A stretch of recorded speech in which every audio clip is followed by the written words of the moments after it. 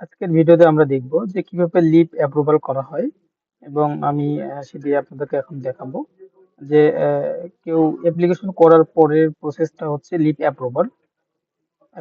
Application করার পরে হচ্ছে কাজটা হচ্ছে রিলিভারের পরে হচ্ছে অ্যাপ্রুভাল।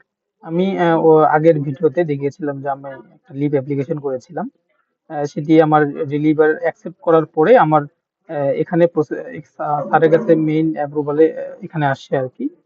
এখান থেকে স্যার যদি অ্যাপ্রুভ করে, আই মিন দেখেন আমি যে লিভ অ্যাপ্লিকেশনটা করেছিলাম, এই দেখেন আমার এখানে আমি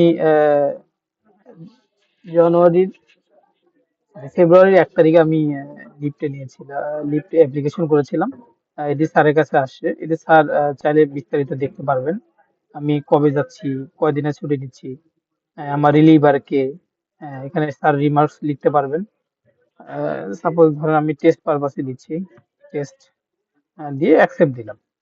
স্যার যদি চায় এটা রিজেক্ট করবে ছুটিটা, সেক্ষেত্রে উনি এখান থেকে রিজেক্ট ক্লিক করে রিজেক্ট হয়ে যাবে, আপনার স্ট্যাটাসে রিজেক্ট দেখাবে। যদি অ্যাপ্রুভ এখানে অ্যাকসেপ্ট করে তাহলে আমি অ্যাকসেপ্ট করলাম, তাহলে আপনার কি হলো, আপনার ওই স্ট্যাটাসে দেখাবে যে আপনার ছুটিটা অ্যাপ্রুভ হয়েছে।